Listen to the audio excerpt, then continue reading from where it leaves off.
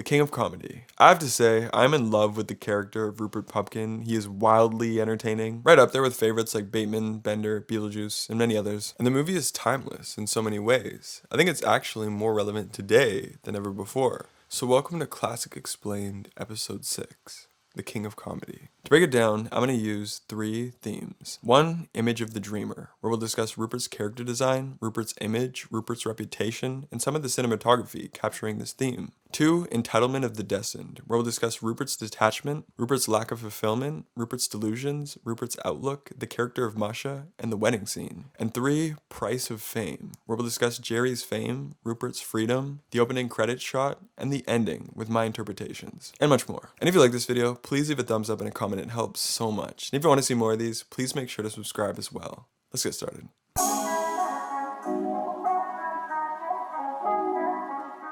Theme number 1, Image of the Dreamer. In The King of Comedy, it's quite obvious that our main character, Rupert Pupkin, is far from normal. He's eccentric, he's quirky, he's boisterous, he has no possible way of blending into a crowd. And this kind of uniqueness is not the type that many people are drawn to or interested in. He's actually quite goofy. His hairstyle, his mustache, his colorful suits. And this character design is certainly purposeful by the filmmaker because Rupert's character represents the image of the dreamer. It's the side of us that aspires to be something far greater than what others would expect us to be. And Rupert's goofy, eccentric, laughable image fits this idea of a dreamer perfectly. To be a big dreamer, especially in adulthood, is quite goofy to a lot of people and puts this aura of embarrassment on your public image. And it's really unfortunate. Personally, I recommend you chase your dreams, but this public perception is often the harsh reality. To be an aspiring actor, aspiring singer, aspiring YouTuber, an aspiring comedian, you have to expect others to look at you in a humorous and skeptical way. It's inevitable. Even Rupert's name is a little funny sounding, Rupert Pupkin, and it's missaid by various characters. I heard Popkin, I heard Pickens, and of course Pumpkin. And when these characters mess up his name, it's a constant reminder to Rupert that he's not the household name and memorable public figure that he has always wanted to be. Rupert is constantly being dismissed, no matter how hard he tries, which is symbolized in this shot. Rupert is continuously dreaming as he endlessly waits for his big break, while everyone moves on with their own lives. And I think this embarrassing image of the dreamer that Rupert embodies is symbolized beautifully by this specific shot. Rupert imagines himself performing for a crowd as we hear laughter that completely drowns out his stand-up act. It symbolizes that no one is interested in hearing what Rupert actually has to say, and the audience would much rather laugh at him than the jokes from his act. Theme number 2, Entitlement of the Destined.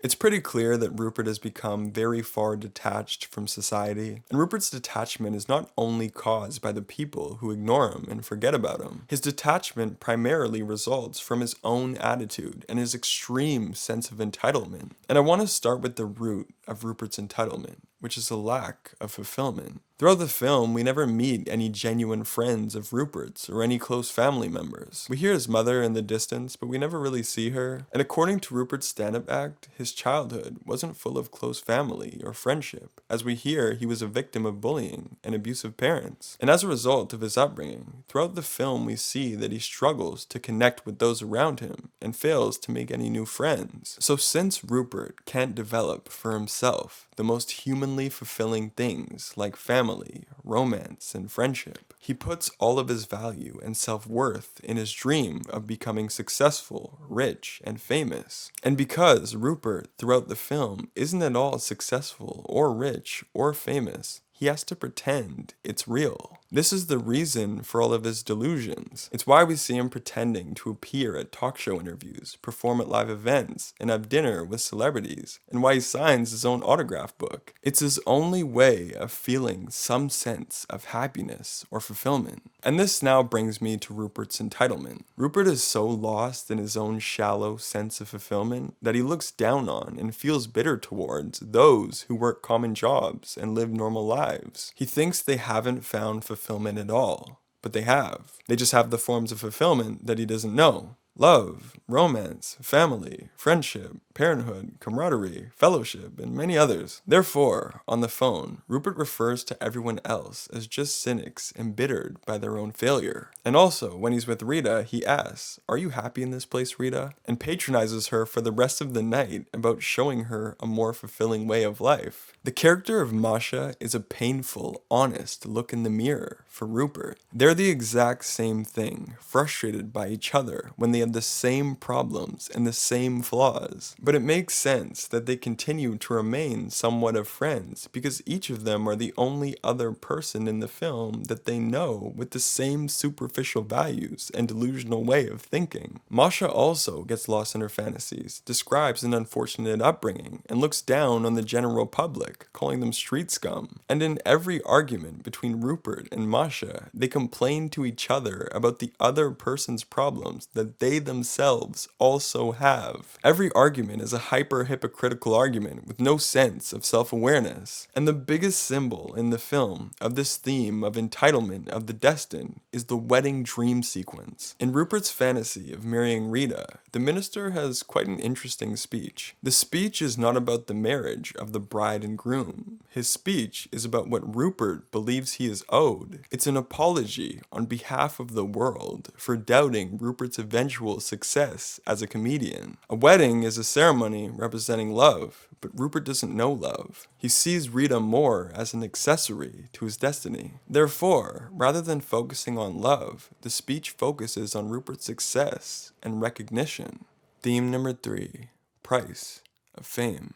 When Rupert is at dinner with Rita, he says a line that sparks a really interesting idea for the film. He says, "A guy can have anything he wants, as long as he pays the price." And I think the idea of the price of fame creates the movie's ultimate question. And this question is fame really worth it? And rather than answer that question for you, the film uses its characters to give you insight in order for you to create your own answer. And I want to look into these insights using 2 specific characters, Rupert, the aspiring comedian, and Jerry, the successful comedian. Let's start with Rupert. Like Rupert, people seeking a big-time career with fortune and fame have to sacrifice so much. Romantic relationships often suffer, friend circles tend to shrink, and financial resources gradually tighten up. Rupert's life represents the cost of chasing stardom, and the only way we see if this cost is worth it is by analyzing Jerry. Jerry's the host of a successful talk show that's been running for years. He's a rich and famous comedian who is recognized by almost everyone on the street. On the surface, it may all seem wonderful, but there's also a massive downside to Jerry's celebrity status. When Jerry is kidnapped by Rupert, he breaks down this downside. "I'm just a human being, with all of the foibles and all of the traps, the show, the pressure, the groupies, the autograph hounds, the crew, the incompetence. Those behind the scenes you think are your friends, and you're not sure if you'll be there because of their incompetence. The wonderful pressures that make every day a glowing, radiant day in your life. It's terrific." And these sarcastic lines about Jerry's struggle to find privacy, human connection, and trust are apparent during the film. He's constantly dodging crowds. A fan turns on him suddenly when he doesn't stop to speak to their baby on the phone. And I also notice that his life looks very lonely. In a room with a beautiful view, Jerry is eating by himself. And when he comes home from golf, he's again by himself. We never get to know any friends, any kids, or any wife of his. It proposes the idea that during Jerry's transition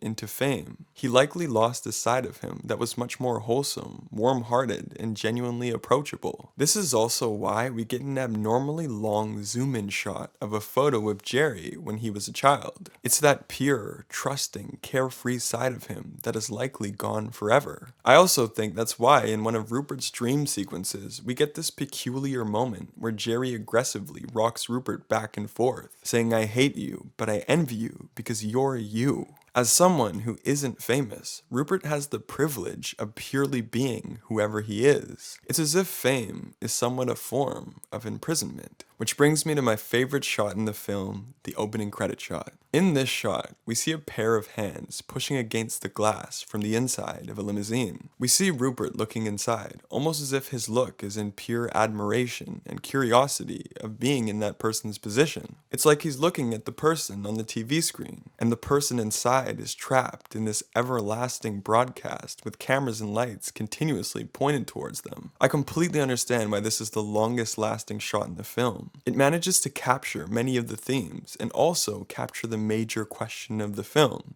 is fame really worth it? And coincidentally enough, Rupert is literally imprisoned when he acquires his fame. And I guess at this point I should discuss the ending and the debatability of it. I guess the most realistic way of interpreting the ending is that Rupert's successful stand-up act and career afterwards is all in his imagination. He didn't have much stand-up experience, so it's highly likely that he didn't do well on Jerry's show. And when he would be put in jail, he would enter a state of denial and would imagine his life going exactly the way this movie ends. But on the other hand, I personally like to think the ending is real. It's certainly not as realistic, but I think it's such an honest criticism on how society works. Rupert's last resort to acquiring fame and fortune was to literally kidnap the host of the show and blackmail him into making an appearance. And in the real world, especially in times like today, we can use a moment of shock value or controversy to jumpstart our celebrity career, rather than putting in years sculpting our craft. The public was fascinated by Rupert's criminal rise to fame and became attached to him through his books. This eventually earned him his own talk show. And I think this aspect of the ending is what makes the film so timeless. So many celebrities today succeed just like Rupert did.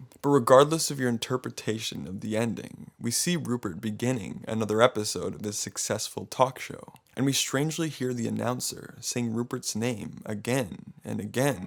And this symbolizes, whether dream or reality, Rupert has paid his price, and the name Rupert Pupkin has finally been recognized. Alright, that's my analysis. Oldboy's next. I do not know how I'm going to approach that ending, but the movie is incredible. I can't wait. And please, let me know what you thought about the king of comedy and the character of Rupert Pupkin. I hope you subscribe so I can see you again, and thank you so much for watching. See you later.